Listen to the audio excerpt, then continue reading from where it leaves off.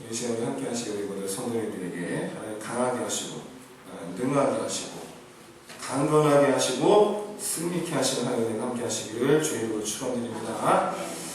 우리가 오늘 본문을 볼 때에 어떤 면에서는 오해할 수가 있는 그런 표현이 있는데, 그것은 바로 우리 1절과 2절에서 말씀하고 있는 것 같이 하나님께서 이스라엘을 시험하시려고 이방 민족들을 남겨두셨다라는 표현입니다.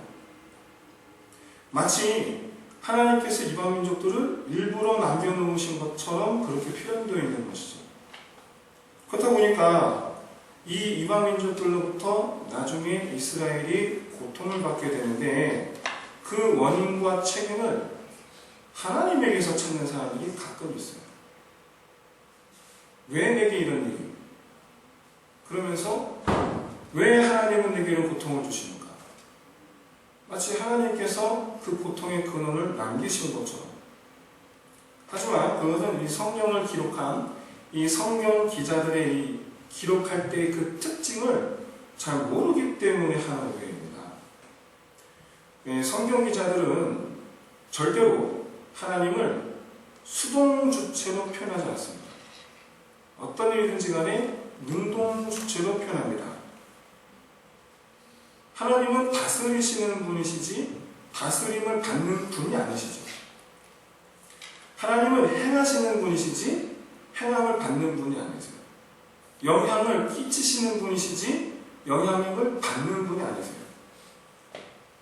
하나님의 지혜는 영원하고 하나님의 섭리는 영원부터 영원까지예요. 바꿔 말하면 하나님의 지혜와 섭리는 시간에 구애받지 않아요. 그렇기 때문에 모든 만물을 하나님께서 이미 다 아시고 하나님께서 영원부터 영원까지 섭리하시기에 모든 만물이 다 하나님의 뜻에 따라서 인도되고 있어요. 인도함을 받고 있어요. 하나님은 그때그때 상황에 맞춰 행하시는 분이 아니라는 거예요. 분명한 뜻이 계세요. 하나님 뜻하신 바 이루시기 위해서 인도하세요. 모든 것이 다 태초부터 이미 하나님의 계획 안에 있어요. 따라서 그렇기 때문에 성경 기자들은 결코 하나님을 당하시는 분, 수동주체로 기록하지 않아요. 그러나 모든 것이 다 하나님의 계획 안에 있다고 해서 또한 모든 불의하는 것들을 하나님 탓으로 돌리면 또 안 됩니다. 왜냐하면 이 하나님의 계획의 최종 단계는 단계가 있는 게 1단계, 2단계, 3단계, 4단계, 5단계. 최종 단계는 바로 모든 인류의 구원이죠. 구원. 이 세상에는요, 의인이 하나도 없으므로 당연히 불의가 가득합니다. 당연히 고통이 있을 수밖에 없어요. 그럼 그 불의한 자들은 하나님께서 그렇다면 일부러 불의하게 하신 겁니까? 아니죠. 자기들이 스스로 불의한 거예요. 차를 운전해 나는 잘 가도 옆에서 들이받으면 나는 다칠 수밖에 없어요. 불의함이 가득하기 때문에 불의함 속에서 모든 인류가 다 고통 속에 있는 거예요. 모든 인생의 고난과 고통에 따르는 것은 어찌 보면 자연스럽게 따라오는 거예요. 따라서 이 세상의 이 모든 불의에 대한 책임은 불의한 사람들한테 있는 것이지 하나님께 책임 있는 것이 아니에요. 하나님은 이 불의한 세상을 또 한편으로는 방조하고 계시지 않아요. 지켜만 보고 계시지 않는다라는 말씀입니다. 오히려 이 세상이 불의로 가득하기 때문에 다시 말해서 모든 인류가 하나같이 영원한 죽음을 향해서 달려가고 있기 때문에 그 인류들, 그 사람들을 구원하시기 위해서 하나님은 예수 그리스도 십자가를 계획을 하셨어요. 언제입니까? 아담이 범죄하자마자. 창세기 3장 15절 말씀입니다. 아담이 범죄하자마자 여자의 후손이 뱀의 머리를 밟을 것이고 뱀은 여자의 후손의 발 뒤꿈치를 상하게 할 것이고 창세기 3장 15절 말씀입니다. 발 뒤꿈치를 상하게 한다는 말이 무슨 말입니까? 우리가 십자가를 하나님께서 십자가에 못 박히셨을 때에 이게 발입니다. 손이 아니고 이렇게 겹쳐서 이 방울 여기다가 못을 박는 거예요. 못이 어디로 나오겠어요? 뒤꿈치를 안 거예요. 그래서 여자구서의 발 뒤꿈치를 사랑한다는 말이 그 말이에요. 하지만 뱀의 머리를 밟을 것이라고 또 말씀하셨어요. 머리는 지혜를 가리킵니다. 계략을 가리킵니다. 계획을 가리킵니다. 즉 하나님은 이 사단의 계략과 계획을 밟아 이기신 거예요. 사단은 어떤 계획을 갖고 있었습니까? 하나님의 모든 피조물, 모든 인류를 하나님에게서 빼앗아 생명의 권세 되신 하나님에게서 빼앗아 죽음의 권세 아래 가두는 거예요. 그게 사단의 계획이었어요. 그걸 밟아서 무너뜨리신 하나님의 그 행하신 그 하나님의 계획이 무엇이었냐면 바로 십자가 사건이었어요. 그리고 주님은 부활을 하셨습니다.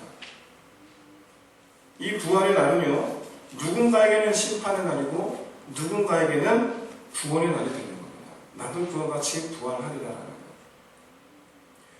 그럼 오늘 본문에서도 마찬가지입니다. 이방 민족들을 남긴 것은 하나님이 아니고 이스라엘 민족 자기들이에요.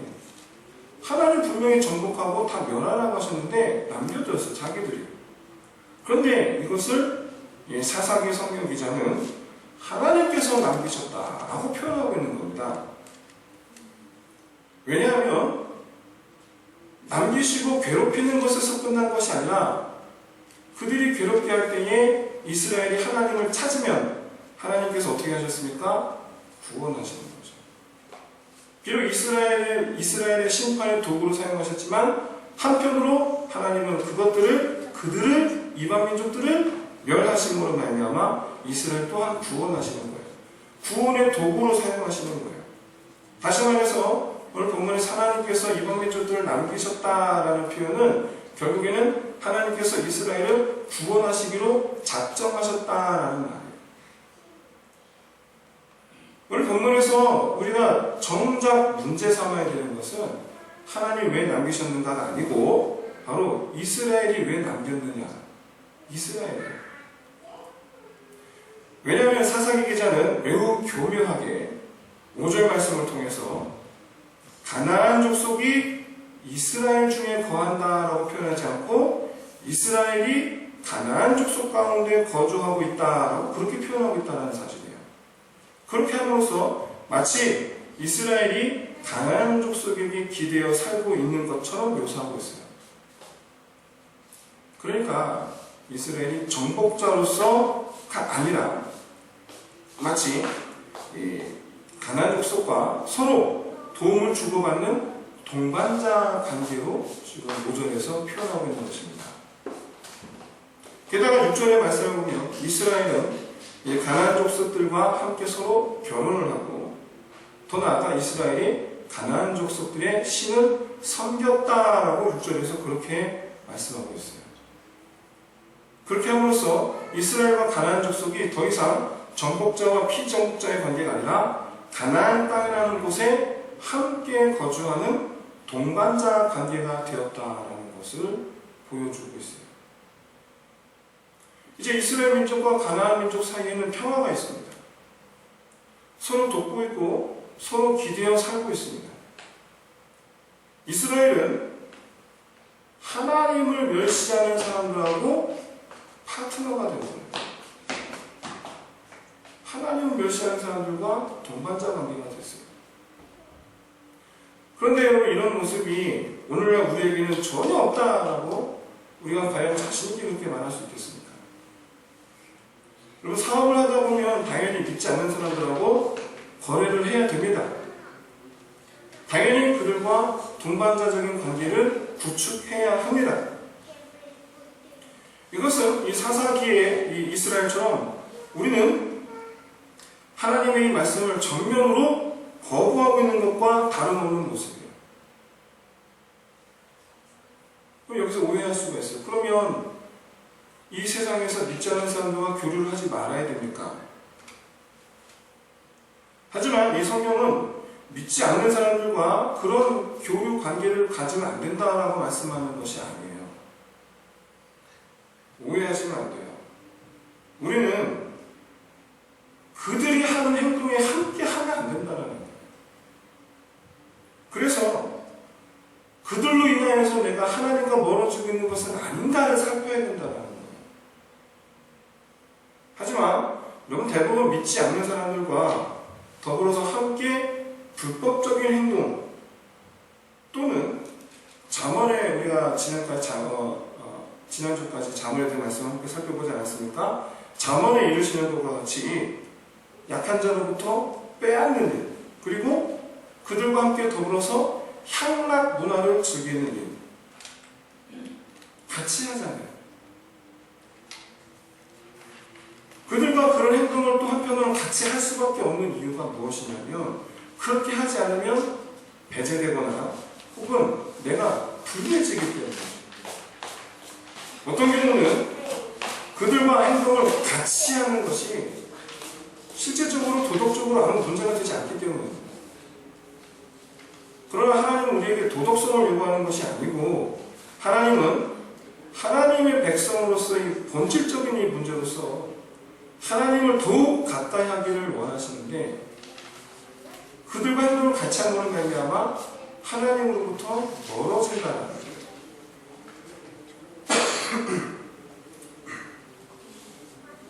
그렇기 때문에 필연적으로 그들과 행동을 같이 해서는 안 될 수밖에 없는 거죠. 그들과 같이 한다는 것은 하나님으로부터 멀어지는 것을 말한다. 그럼 이스라엘이 가나안 민족과 더불어서 함께 결혼하면서 사는 것이 그게 도덕적으로 무슨 문제가 되겠어요? 한편으로 그들이 섬기는 신을 섬긴다는 것이 도덕적으로 그게 무슨 문제가 되겠어요? 우리가 또 한편으로 이 세상에 살아가면서 우리가 뭐 얼마나 대단하고 특별한 범죄를 저지르면서 살아가겠어요?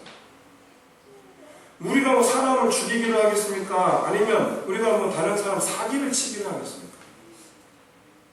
그러나 성경에서 말하는 죄는 이런 도덕적인 죄를 말하는 것이 아니라는 것을 우리는 알 수가 있어요. 성경에서 말씀하시는 죄는 하나님을 멀리하는 것을 말하는 거예요. 하나님을 떠나는 것을 말하는 거예요.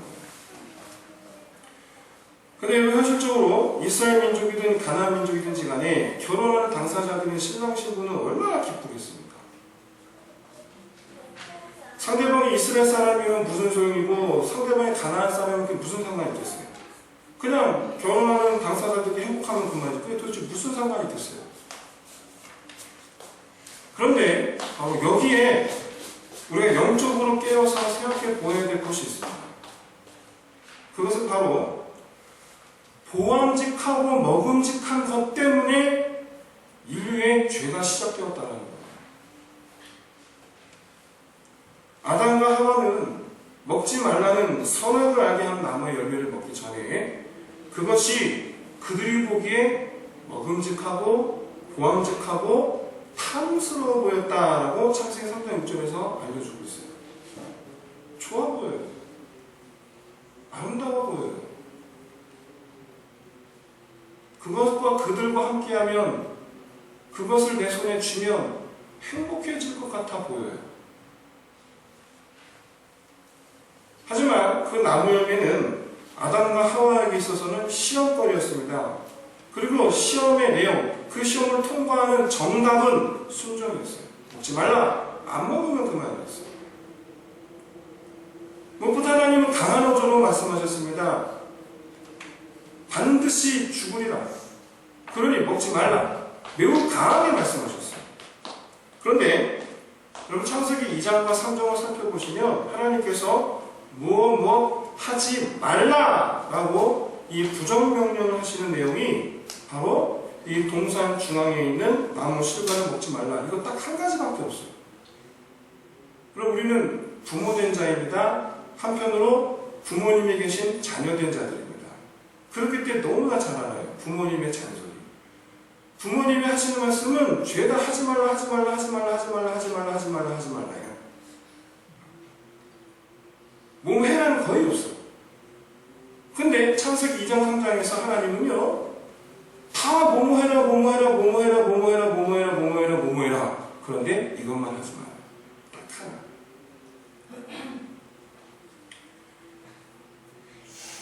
안 하면 모든 것을 다 자유롭게 먹을 수가 있었습니다. 그리고 더 나아가서 하나님은 각종 불진승들과 새들을 아담에게로 이끌어 가셔서 아담으로 하여금 그것들의 이름을 짓게 하셨어요.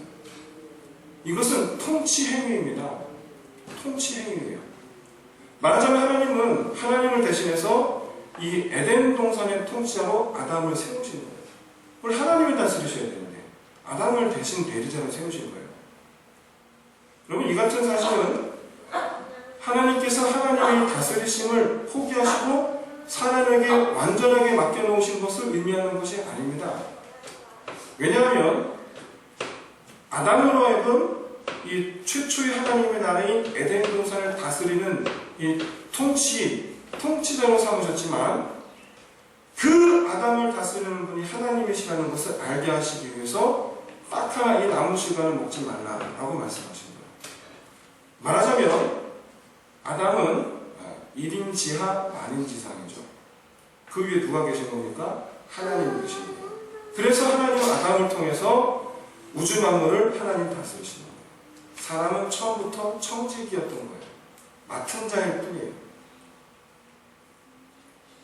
사랑하는 성도 여러분, 신앙생활을 한다는 것은 하나님께서 나를 다스리는 분이시라는 사실을 이 땅에 알리는 것이 신앙생활입니다. 나를 다스리는 분은 하나님이십니다. 이것을 알리는 게 신앙생활이에요. 하나님께서 나를 다스린다라는 것을 알리는 것은 구체적으로 어떻게 합니까? 하나님 말씀에 순종하는 거예요. 순종하는 거예요. 여러분, 인류 최초의 죄는 그냥 단순히 불순종했다라는 사실이 아닙니다. 불순종이란 하나님의 통치를 거절한 거예요. 난 더 이상 하나님의 통치를 받지 않겠습니다 라고 선언하는 것이 그게 불순종이에요. 나를 주세요. 이게 불순종이에요. 나를 상관하지 마세요. 이게 불순종이에요. 그러다 어떻게 되는 겁니까? 부모의 간섭으로부터, 부모의 통치로부터, 부모의 다스림으로부터 독립하기 위해서 집을 나가는 거예요. 그렇게 함으로 말미암아 내가 하나님의 백성으로 사는 것을 내가 거절하는 거예요. 그렇기 때문에 하나님께서 다스리시는 나라, 이 최초의 하나님의 나라, 거기서 아담과 하와는 쫓겨나는 겁니다. 하나님의 백성이 아닌데 어떻게 하나님 나라 안에 거할 수가 있겠어요? 내가 하나님의 백성이 되지 않겠노라고 그랬는데 어떻게 하나님 나라에 들어와 있겠어요? 오늘 본문은 바로 이와 같은 맥락에서 하나님께서 이스라엘을 시험하시는 거예요. 그 시험 내용은 순종하는지 안 하는지 여부예요. 그리고 그 시험의 정답은 내 눈에 보암직하고 먹음직한 것을 쫓아 사는 것이 아니라 하나님께 순종하며 사는 것이에요. 다시 말해서 바로 여기가 내가 사는 곳, 여기가 하나님께서 나를 다스리시는, 하나님께서 통치하시는 그 하나님의 나라가 되게 하는 것, 거기에 가나안 땅이어야 했어요. 하지만 이스라엘은 보암직하고 먹음직하고 탐스러워 보이는 아름다운 가나안의 여인들, 청년들과 더불어서 결혼을 하고 그들과 더불어서 그들이 섬기는 신을 함께 섬기고, 오늘 본문의 이 분위기는 하나님께서 이스라엘이 어찌하나 보자 하고 이렇게 지켜보고 계신데 그 가운데에서 이스라엘은 그것도 모르고 얼씨구나 하면서 자기들 보기에 아름다운 것을 쫓아가는 삶을 보여주고 있는 거예요. 나는 그 다 보고 계시는 거예요. 한마디로 얘기해서 이스라엘은 지금 기뻐하면서 시험 속으로 들어가요. 기뻐하면서. 우리 삶의 우리 모양은 어떻습니까? 우리는 어떻습니까? 그것을 보면 하나님의 시험이에요. 그런데 우리는 거기서 향해서 경계하는 것이 아니라 기뻐하면서 그 속에 들어가지 않느냐 말이죠. 그 결과는 오늘 본문에 서론에서 밝히고 있듯이 하나님께서 이들로 하여금 전쟁을 알게 하시기로 작정하셨다라는 것으로 끝이 납니다. 실제로 이후 사사기는 이방 민족들의 침략으로 인해서 이스라엘 땅에 전쟁이 임하고 모든 것을 빼앗기는 괴로움을 당하다가 그러다가 사사들이 등장해서 이스라엘을 구원하시는 이 내용이 사사기에서 계속 반복이 돼요. 그런데 여기서 전쟁을 알게 하시다라는 이 표현은 여호수아와 그의 군대가 광야 생활하는 가운데에서 요단강을 건널 때에 그리고 가나안 땅을 정복하는 모든 과정 속에서 오직 하나님만이 하실 수 있는 기적들을 나타내신 그 일을 알게 하시겠다는 거예요. 단지 전쟁만 알게 하셨다는 것이 아니라 이 이스라엘 과거의 이스라엘 그 전쟁 속에서 하나님이 하셨던 그 일도 나타내 보이시겠다라는 말씀이에요. 누구를 통해서 그렇게 하십니까? 사사들을 통해서. 사사들을 통해서. 그 전쟁에 이긴 것은 오직 하나님 능력이었어요. 그래서 하나님은 사사들을 통해서 하나님의 능력을 다시 나타내 보이시겠다라는 거예요. 정리합니다. 전쟁을 알게 하시겠다라는 의미는 전쟁 때에 나타났던 그 하나님의 능력을 보이심으로 말미암아 이 이스라엘로 하여금 하나님의 살아계심을 증명하려 하셨다라는 그런 의미인 거예요. 근데 왜 굳이 이 전쟁을 통해서 하나님의 살아계심을 증명을 하시는 것인가? 여러분, 이스라엘은 가나안 정복이 끝나고 평화가 찾아오니까 이제 더 이상 전쟁을 위한 하나님의 기적이 필요하지 않게 됐어요. 그러나 아무리 이 평화가 찾아오고 그래도 더 이상 하나님의 능력이 필요치 않게 되었다 할지라도 이스라엘은 하나님을 향해서 해야 될 일이 있었습니다. 바로 순종하는 삶이에요. 왜냐하면 이제 가나안 땅은 하나님께서 다스리시는 땅, 하나님의 나라가 되어야 하기 때문입니다. 과거에 이스라엘을 위해서 행하신 하나님께서 정복이 끝났다고 사람이 어디 가시는 거 아니잖아요. 거기 같이 계시는 거잖아요. 오히려 에덴 동산에서 아담을 통해서 에덴 동산을 다스리셨던 것처럼 가나안 땅에서 이스라엘을 통해서 가나안 땅을 다스리시는 이 하나님의 통치, 하나님의 영광을 나타내기 위해서 이스라엘은 이제 그 하나님 말씀에 순종하면서 순복하면서 살아가야 했던 거예요. 아담은 실패했지만 이스라엘은 그것을 이루어내야 했던 거예요. 과거 전쟁이 있을 때에는 하나님의 능력을 의지하는 믿음이 필요했다면 평화의 때는 하나님의 다스리심에 순종하는 믿음이 필요한 겁니다. 여러분, 우리 인생의 전쟁 같을 때에는, 우리 인생의 위기가 찾아왔을 때에는 하나님의 능력을 의지하는 믿음이 필요해요. 그런데 아무 일이 없어요. 편안해요. 그럴 때 어떤 믿음이 필요합니까? 순종하는 믿음이 필요한 거예요. 순종하는 믿음. 그러나 전쟁을 알지 못하는 세대, 그 전쟁을 통해서 나타났던 하나님의 기적을 알지 못하는 세대, 그 세대는 하나님 잊어버렸어요. 그렇기에 하나님은 이스라엘 다시 하나님을 기억하게 하시기 위해서 전쟁을 알게 하시려고 작정을 하시는 거예요. 계획을 세우신 거예요. 그리고 과거 전복전쟁에서 그랬던 것처럼 사사들을 통해서 기적을 나타내 보이시는 겁니다. 앞으로 계속 살펴보게 될 거예요. 실제로 사사기는요, 사사들에 의해서 구원받고 난 이후에 성경 66권 중에 유일하게 이 사사기에만 그 땅에 몇 년 동안 평안이 왔었더라 라는 말씀이 항상 덧붙여집니다. 다시 말해서 이제 하나님의 다스리심에 순종하는 믿음이 필요한 때가 다시 왔다라는 거예요. 전쟁이 끝났습니다. 평안이 왔습니다. 그럼 그 평안의 때는 40년 동안 평안하였더라, 80년 동안 평안하였더라. 그 평안하였다라는 그 40년, 80년 동안 이스라엘은 무엇 해야 되는 겁니까? 전쟁의 기간 동안 하나님의 그 능력을 보았습니다. 전쟁의 기간 동안 하나님의 기적을 보았습니다. 전쟁의 시간 동안 하나님의 살아계심을 보았습니다. 그러면 나는 40년 동안 평안이 임했습니다. 80년 동안 평안이 임했습니다. 그 평안이 임한 때 동안 이스라엘은 무슨 믿음을 보여야 되는 겁니까? 순종하는 믿음을 보여야죠.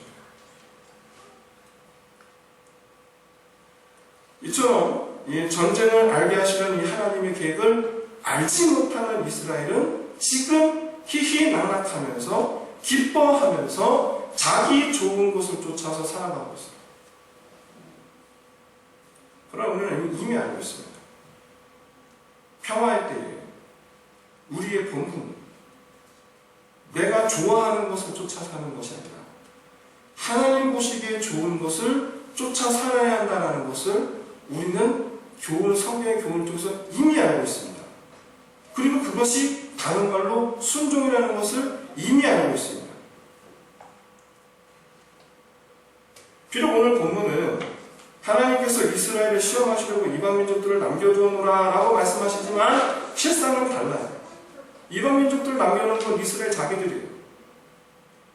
그리고 과연 그들이 나중에 그렇게 되리라는 것을 예상을 했는지 어쨌는지 모르겠지만 자기들 남겨둔 그 이방 민족들 때문에 자기들이 하나님으로부터 멀어지게 되고, 그리고 하나님은 하나님으로부터 멀어지는 그들을 그냥 보고만 계시지 않을 것이었어요. 이 같은 사실을 과연 이스라엘이 알았는지는 모르겠어요. 몰랐으니까 그렇겠죠. 여러분, 하나님께서 가장 중요하게 생각하신 것이 바로 무엇이냐면 하나님과 백성들의 관계예요. 오죽했으면 십계명의 첫 번째부터 네 번째까지가 하나님을 사랑하라는 내용 아니겠어요? 그게 가장 중요하다는 거예요. 그런데도 사람이 하나님으로부터 멀어지는 것은 사람이 하나님과의 관계의 그 거리를 전혀 고려하지 않고, 지금 내가 하나님과의 관계의 거리가 지금 얼마 정도인가, 그런 거 영도 전혀 두지 아니하고 먹음직하고 보암직한 그것을 보고 거기를 향해서 달려가고 있기 때문에,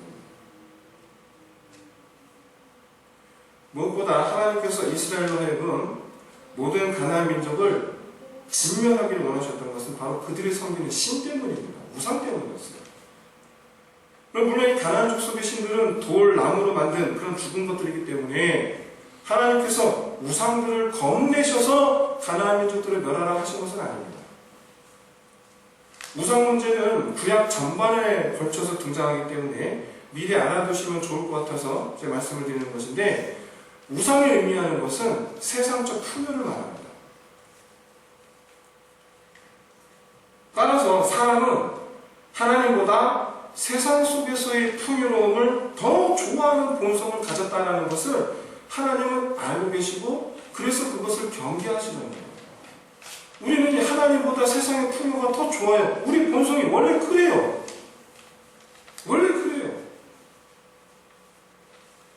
그게 죄의 특징이에요. 그것을 기가 막히게 사단이 잘 알아요. 그래서 우리는 내 손에 있는 물질의 그 양으로 하나님의 사랑을 판단을 해요.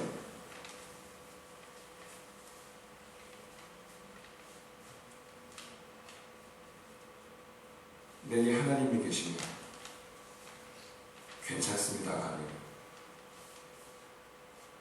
점점점 없어지는 것으로 말미암아 하나님은 어디 계십니까? 그러더라. 뒤집어져 있어요.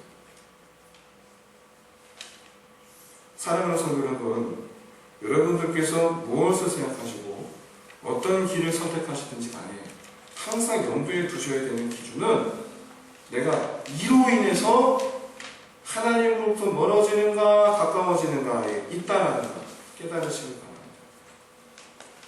이 사람을 만남으로 하나님으로부터 멀어질까 가까워질까, 이 일을 함으로 하나님부터 멀어질까 가까워질까, 거기에 감으로 하나님부터 멀어질까 가까워질까, 이게 기준이에요. 그래서 기왕이면 하나님과 더욱 가까워지기 위한 길을 선택하시기를 바랍니다. 우리가 우상 숭배에 빠지면, 다른 말로 말해서 하나님 아닌 다른 것을 더 좋아하게 되면 그 모습을 성경은 이렇게 말씀하는 거예요. 너희는 기뻐하면서 시험 속으로 들어간다. 기뻐하면서. 그래놓고 나중에 누굴 탓합니까? 하나님을 탓해요. 사랑하는 성도 여러분, 세상 사람들이 좋아하는 것을 같이 좋아하지 마세요. 그들과 행동을 같이 하게 되면 하나님께 순종하기보다 그들에게 순종하기가 즐거워지기 시작합니다. 그들의 말을 따르는 것이 즐거워지기 시작해요. 같이 가자! 같이 가는 게 즐거워지기 시작해요. 같이 하자! 같이 하는 게 즐거워지기 시작해요. 여러분, 대학에 왜 가십니까? 하나님과 더 가까워지기 위해서 대학 가셔야 돼요. 여러분, 왜 그 회사 들어가시려고 하십니까? 하나님과 더 가까워지기 위해서 그 회사 들어가셔야 돼요. 하나님과 더 가까워지기 위해서. 여러분, 왜 그 사람과 결혼하려고 하십니까? 하나님과 더 가까워지기 위해서. 하나님과 더 가까워지기 위해서. 지금 여러분의 삶의 현장에서도 마찬가지입니다. 지금 처한 상황에서 하나님과 더 가까워지기 위해서 힘쓰시기 바랍니다. 지금 처한 상황 속에서. 지금 여러분도 다 잘 몰라요. 없는 시간 쪽에서 성경 읽고 기도하라 그런 말씀 아니에요. 거기서 하나님께 순종하며 살라는 거예요. 그렇기 때문에 순종하기 위해서 없는 시간 쪽에 성경 읽고 기도하시기 바랍니다. 하나님은 하나님의 백성들이 하나님으로부터 멀어지는 것을 결코 용납하지 않으세요. 지켜보지 않으세요. 가만두지 않으세요. 그러므로 이스라엘처럼 애시당초 시험될 만한 걸 처음부터 남겨두지 말았어야 했어요. 불순종하게 될 거리들을 여러분 지금도 늦지 않았습니다. 치워버리십시오. 그것으로 인해서 환난을 나아가 들었기 때문입니다.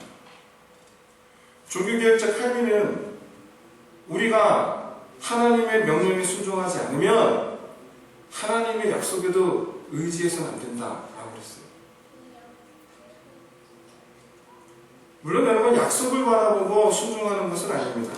하지만 순종하지 않으면서 하나님께 이루시리라라는 약속을 받으려는 것은 그건 하나님의 자존심을 짓밟는 거죠. 그건 하나님의 자존심을 짓밟는 행위예요. 프란시스 셰퍼 박사는 이렇게 말했습니다. 창조주를 향한 피조물의 사랑에는 반드시 순종이 있어야 된다. 그렇지 않으면 그 사랑은 의미가 없다. 그리고 하나님을 사랑한다라고 하면서 순종함이 없으면 그건 거짓말입니다. 왜 부모님을 사랑한다고 하면서 부모님 말씀을 무시하는 행동은 실상 부모님보다 다른 걸 더 사랑하기 때문입니다. 사랑하는 성도 여러분 부탁드립니다.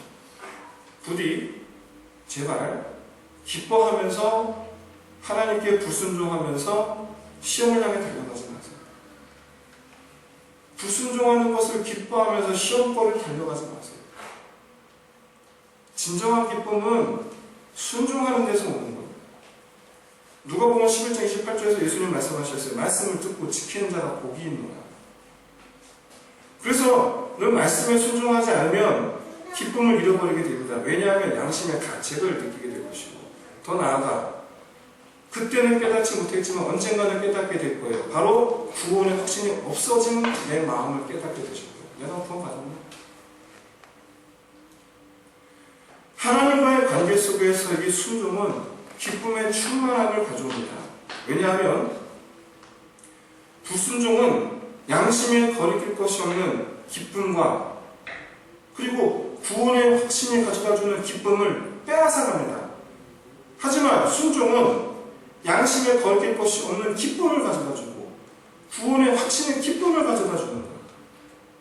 그래서 다윗은 시편 56편 11절 이렇게 말씀했어요. 밧세바와 그 간통이 하나님께 들킨 후에 하나님부터 심판의 말씀을 듣게 되는데 그때 그 말씀을 듣고 나서 그는 시편 56편 11절 말씀을 통해서 이렇게 말씀했어요. 주여 내 구원을 회복시켜 주옵소서가 아니고 구원의 즐거움을 회복시켜 주옵소서라고 했어요. 그게 무슨 얘기냐면 구원의 즐거움을 회복시켜 주옵소서. 이 말은 내가 주께 온전히 순종하게 하여 주옵소서라는 거예요. 다윗은 하나님과의 관계 속에서 얻는 기쁨이 다시 회복되기를 바랬던 거예요. 사랑하는 성도 여러분, 우리가 순종해야 되는 이 대상을 누구 할 것인가?